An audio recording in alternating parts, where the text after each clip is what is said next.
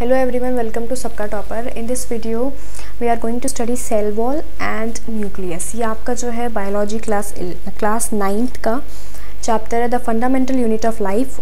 5th chapter है आप लोगों का, बायोलॉजी से 1st चैप्टर, और आपकी साइंस की जो बुक है उससे 5th चैप्टर है, the fundamental unit of life. इसमें आज हम लोग पढ़ेंगे सेल वॉल एंड न्यूक्लियस के बारे में, ठीक है। इससे पहले जो है प्लाज्मा लेमा के बारे में हमने स्टडी कर लिया था। प्लाज्मा मेम्ब्रेन, सेल मेम्ब्रेन जिसे हम कहते हैं उसे प्लाज्मा लेमा भी कहते हैं। और हमने ये देखा था डिस्कवरी ऑफ सेल्स कैसे हुए थे, डिस्कवरी सेल्स की कैसे कैसे करके हुई थी।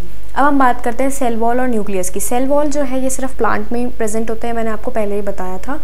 Plant cell in addition to the plasma membrane have another rigid outer covering called the cell wall. Plant cell में plasma membrane तो होता ही है, cell membrane के साथ ही साथ cell wall भी होते हैं। Both are different term. Cell membrane जो है वो plasma membrane है और cell wall different है, ठीक है। और cell wall सिर्फ plant में ही है। Cell wall lies outside the plasma membrane. ये प्लाज्मा मेम्ब्रेन के भी आउटसाइड है। जब हम प्लांट का सेल बनाते हैं ना तो उसमें बनाते हैं हम outside. The plant cell wall is mainly composed of cellulose. और जो सेल वॉल बनाता है सेल्यूलोज से बनाता है। सेल्यूलोज एक्चुअली में स्ट्रेंथ देता है प्लांट को। ये कॉम्प्लेक्स सब्सटेंस होता है। सेल्यूलोज के बारे में नेक्स्ट वाले उसमें पढ़ोगे तुम लोग, टिश्यूज़ में पढ़ोगे, ठीक है। उसमें हम सेल्यूलोज के बारे में स्टडी करते हैं, डिटेल में है उसमें शायद। Cellulose is a complex substance and provides structural strength to plants. Plants को स्ट्रक्चरल स्ट्रेंथ जो है वो सेल्यूलोज देती है, ठीक है, जो उसमें उनके सेल वॉल में प्रेजेंट होती है। When a living plant cell loses water through osmosis there is shrinkage or contraction of the content of the cell away from the cell wall। अब हम देखते हैं जब कोई प्लांट है वो, अगर हमने अभी ऑस्मोसिस के बारे में स्टडी किया था, लूज करना। अच्छा भी बताओगे तो मुझे, जो बच्चे वीडियो को देख रहे हैं, जिस भी दिन तुम देख रहे हो तो मुझे कमेंट करो कि अगर सेल से वाटर लूज होता है तो वो कौन से ऑस्मोसिस के पार्ट, मैंने बता रखा है, भले ही बुक में ना हो बट मैंने आपको दोनों ऑस्मोसिस बता रखे थे। उन दोनों में से कौन सा ऑस्मोसिस होता है जब सेल से बाहर लूज हो रहा है वाटर, जो ये केस बताया जा रहा है, cell loses water through osmosis. और इस सिचुएशन में श्रिंकेज होती है, जो कि कब होती है, हाइपरटोनिक सॉल्यूशन में श्रिंकेज हो जाती है, या हम कहते हैं सिकुड़ जाना, कॉन्ट्रैक्ट हो जाना। जो सेल के कंटेंट्स होते हैं वो कॉन्ट्रैक्ट हो जाते हैं। इस फिनोमिना को हम लोग जो है प्लाज्मोलाइसिस बोलते हैं। ये फिनोमिना जो है क्या बोला जाता है, प्लाज्मोलाइसिस। तो ये फिनोमिना को आप याद रखोगे, इस फिनोमिना में क्या होता है, ये टर्म याद रखना है। प्लाज्मोलाइसिस कौन सा फिनोमिना है, इसमें बेसिकली श्रिंकेज होता है सेल वॉल का। जो सेल होती है वो वाटर को लूज कर देती है, ऑस्मोसिस होता है, और उस ऑस्मोसिस के कारण श्रिंकेज हो जाती है सेल की away from the cell wall. Cell wall से अभी जो सेल है उसकी श्रिंकेज हो जाती है। इसको हम लोग प्लाज्मोलाइसिस कहते हैं। We can observe this phenomena by performing the following activity. ये एक्टिविटी आप खुद करोगे, रेहोलीव की एक्टिविटीज़ है ये, ठीक है, रेहोलीव की एक्टिविटी। अब हम आगे बढ़ते हैं, न्यूक्लियस पर आते हैं। एक सेकेंड ना, ये आपने पढ़ा सेल वॉल और ये आपकी एक्टिविटी थी, ये पूरी की पूरी जो है वो आपकी एक्टिविटी थी। और यहाँ पे आपको थोड़ा सा दिया हुआ है, what do we infer from this activity. इस एक्टिविटी से आप क्या इन्फर करोगे, बेसिकली यही पता चलेगा आपको कि ऑस्मोसिस जो है वो ना डेड में नहीं होता, सिर्फ लिविंग में होता है। It appears that only living cells and not dead cells are able to absorb water by osmosis.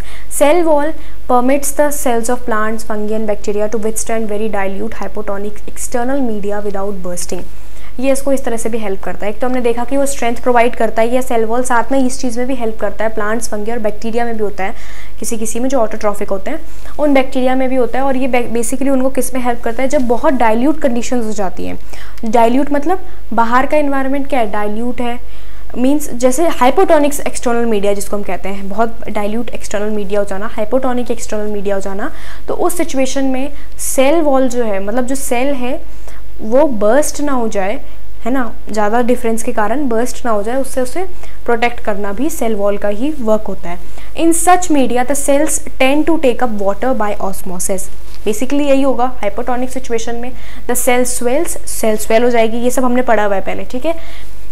Building up pressure against the cell wall. अब यहाँ पे ना प्रेशर क्रिएट होता है जब स्वेलिंग होती है, तो उसके जो सेल वॉल है, जैसे कमरा है उसमें अगर कोई चीज़ बहुत ज़्यादा पानी भर जाएगा तो एक्चुअल सी बात है कि क्या होगा, वॉल्स में प्रेशर क्रिएट होगा। और उसमें क्या होता है, जब बाढ़ आती है तो वॉल्स क्या होती है, टूट जाती है, तो वो प्रेशर बनता है, पानी का प्रेशर बन रहा है। उसी तरह से यहाँ पर भी जो है सेल वॉल पर जो है वो प्रेशर क्रिएट हो जाता है। The wall exerts equal pressure against the swollen cell. अब ये फिजिक्स का ही लॉ है, थर्ड लॉ है न्यूटन का कि वो इक्वल प्रेशर जो है इक्वल एंड अपोजिट होता है।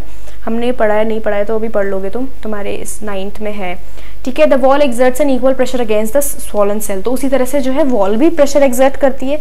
Because of their walls such cells can withstand much greater changes in the surrounding medium than animal cells, इसी कारण से, क्योंकि इनकी ऐसी वॉल होती है इसीलिए, है ना, क्योंकि हम देख रहे हैं ना कि वो उस पर एग्जर्ट करे और सेल वॉल भी एग्जर्ट कर पाती है, तो ये सेल वॉल कर सकते हैं, इसीलिए ये जो है ज़्यादा चेंजेस को जो है सर्वाइव कर सकते हैं, ज़्यादा चेंजेस में ये विथस्टैंड कर सकते हैं, उनको ओवरकम कर सकते हैं जो इनके सराउंडिंग मीडियम में होता है as compare to animal cells. Animal cells में क्योंकि नहीं होता है सेल वॉल।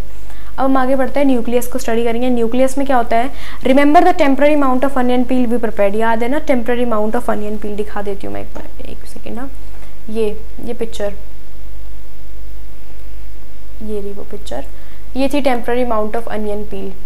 पिछले वाली वीडियोस में हमने इसको डिस्कस करा हुआ है।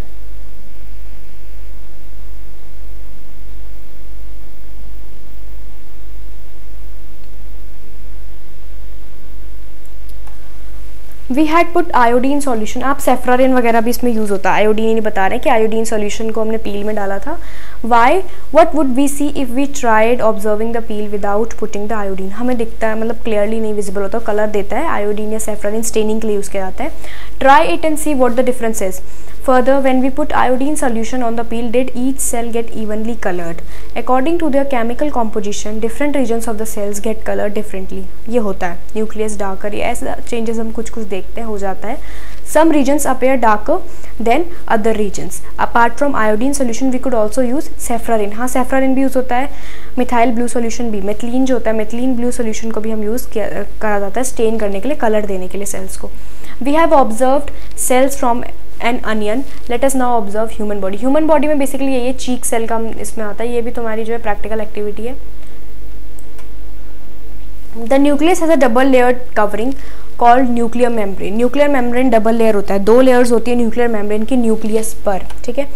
अच्छा, अभी इसमें तो कुछ चीज़ बताई नहीं है, आगे बताएंगे, मैं तुम्हें थोड़ा सा बता देती हूँ तभी तुम्हें समझ में आएगा। एक समझ लो, इमेजिन करो एक न्यूक्लियस है सर्कल सा, ठीक है। सबसे पहले एक सेल इमेजिन कर लो, एक सेल है, प्लाज्मा मेम्ब्रेन है, उसके अंदर जो फ्लूइड भरा हुआ है ना उसको साइटोप्लाज्म बोलते हैं, ठीक है। इसके अंदर गोल सा का वो है, उसे हम न्यूक्लियस मान लेते हैं। न्यूक्लियस के बाहर में डबल लेयर्ड मेम्ब्रेन है, उसे हम न्यूक्लियर मेम्ब्रेन कहते हैं, अंदर है, ठीक है, साइटोप्लाज्म में है वो, ठीक है। और उसके अंदर जो फ्लूइड भरा है उसे हम न्यूक्लियर प्लाज्म कहते हैं। अब इतना क्लियर हो गया। अब अभी ये चीज़ और डिटेल में भी आएगी, एक एक ऑर्गेनल है डिटेल में, लेकिन अभी इतना समझ लो तब समझ में आ जाएगा ये। The nuclear membrane has pores which allow the transfer of material from inside the nucleus to its outside. Nucleus से बाहर अंदर होता है, क्योंकि इन मेम्ब्रेन में पोर्स होते हैं। ये जब हम डायग्राम बनाते हैं, न्यूक्लियस का भी डायग्राम इंपॉर्टेंट होता है, तब हम ये देखते हैं कि ऐसे पोर्स वगैरह होते हैं इसमें। To its outside, that is to the cytoplasm, which we will talk about in section 5.2.4, ठीक है। तो हम इसको डिस्कस करेंगे बाद में, लेकिन आपको ये बता दिया गया कि लेटर जो है ये डिस्कस हो जाएगा। लेकिन यहाँ पर आपको बस ये बता दिया गया है कि उसमें पोर्स होते हैं जिससे ट्रांसफर होता है साइटोप्लाज्म। साइटोप्लाज्म मैंने बता दिया कि सेल के अंदर जो फर्स्ट फ्लूइड है वो साइटोप्लाज्म है, और न्यूक्लियस के अंदर जो फ्लूइड है वो है न्यूक्लियोप्लाज्म। द न्यूक्लियस में क्या क्या होता है, देखो क्रोमोसोम्स होता है, न्यूक्लियस में तो बहुत कुछ होता है, क्रोमैटिन होता है, न्यूक्लियोलस होता है। जब स्ट्रक्चर को हम स्टडी करते हैं तब हमें पता चलता है कि न्यूक्लियस में क्या क्या चीज़ें होती हैं, ठीक है।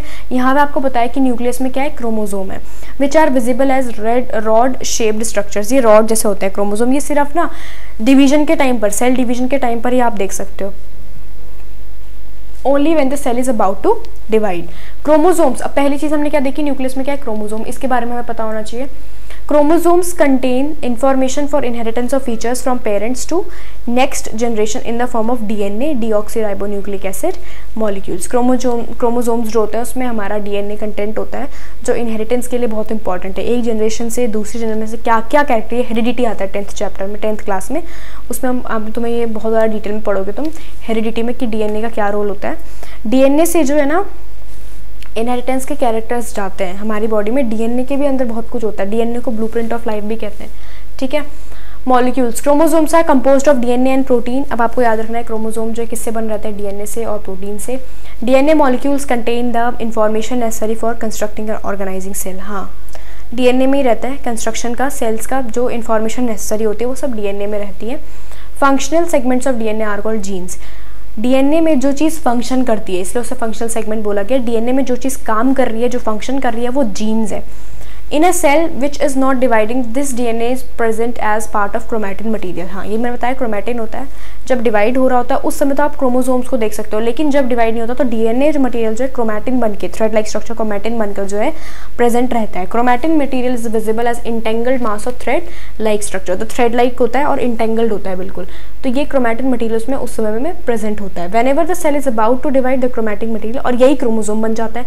तो जब वो रिप्रोड्यूस, मतलब जब सेल डिवाइड हो रहा होगा तो उस सिचुएशन में क्रोमोसोम दिखेगा, जब सेल डिवाइड नहीं हो रहा, जो एक्चुअल सिचुएशन होती है उसमें क्रोमैटिन मटेरियल दिखता है जिसमें डीएनए होता है, और बाद में जब डिवाइड हो रहा होता है उस समय क्रोमोसोम में डीएनए, मतलब यही क्रोमोसोम बन जाता है। The nucleus plays a central role cellular reproduction, the process by which, cellular reproduction वही है सेल्स का डिवाइड होना। एक सिंगल सेल जो डिवाइड हो जाती है and forms 2 new cells. It also plays a crucial part along with the environment in determining the way the cell will develop and what form it will exhibit at maturity. ये सब important है। Environment जो है ये crucial part को play करते हैं। Environment के साथ साथ किस चीज़ को डिटरमाइन करने में, ये चीज़ डिटरमाइन करते हैं ये कि सेल कैसे डेवलप होगा और कौन सा फॉर्म लेगा सेल जब वो मैच्योर हो जाएगा, by directing the chemical activities of the cell. तो न्यूक्लियस को ना, जो न्यूक्लियस है ना, वो एक्चुअली सेल को सारी एक्टिविटीज़ को डायरेक्ट करता है और न्यूक्लियस के अकॉर्डिंगली सेल वर्क करता है, इसीलिए इसको सेंट्रल रोल दिया गया है सेलुलर रिप्रोडक्शन में भी। वो उस अकॉर्डिंगली ही जो है केमिकल्स उसके पास होते हैं और उस अकॉर्डिंग वर्क होता है। In some organisms like bacteria the nuclear region of the cell में बी पुअरली डिफाइंड। क्यों?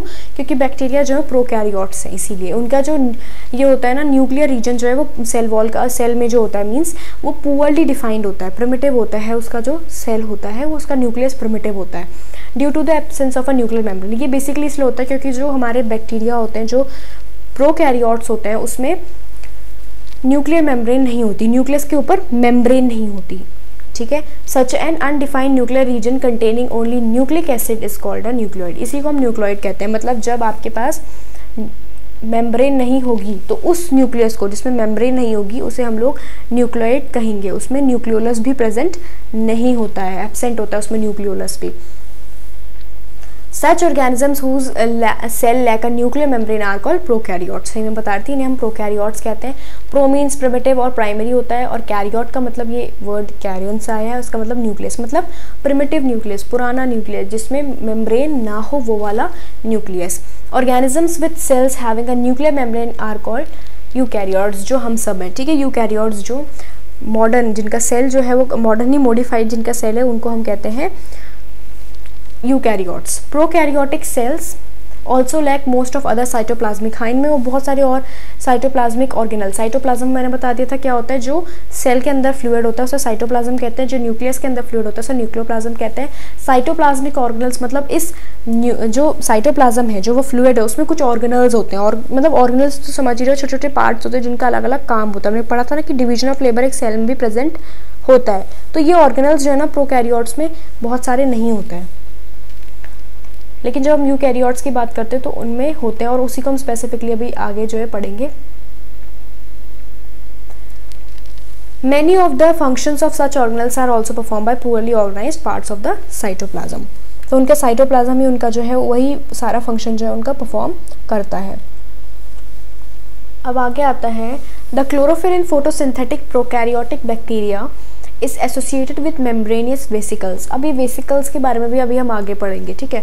ये बैग लाइक स्ट्रक्चर्स होते हैं vesicles basically, but not the plastids as in यूक। अब यहाँ पे ना आपको प्रोकैरियोटिक सेल्स के बारे में कुछ बता रखा है, प्लास्टिड्स के बारे में, जो कि यूकैरियोटिक सेल्स में नहीं होते, not with plastids as in the eukaryotic cells. तो ये आपको भी आगे समझ में आ जाएगा जब आप प्लास्टिड्स के बारे में पढ़ोगे और वेसिकल्स के बारे में भी पढ़ोगे, तो आपको ये चीज़ समझ में आ जाएगी कि जो क्लोरोफिल है ना, फोटोसिंथेटिक प्रोकैरियोटिक बैक्टीरिया, फोटोसिंथेटिक भी है, बैक्टीरिया है, और प्रोकैरियोटिक है, यानी उसका प्रिमिटिव जो है न्यूक्लियस है।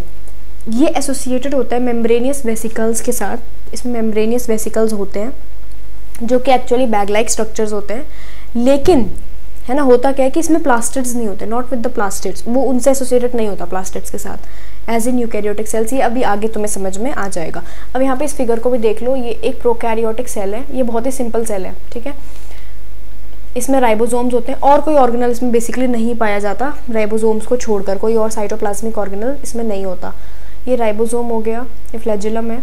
उसके बाद ये प्लाज्मा मेम्ब्रेन है, ये सेल वॉल हो गई इसकी, और ये न्यूक्लियोइड मतलब वही न्यूक्लियस जिसे हम कहते हैं, वो इस तरह से मेम्ब्रेन नहीं होती इसमें।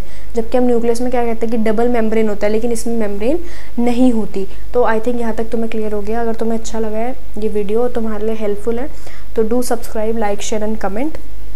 Thank you very much.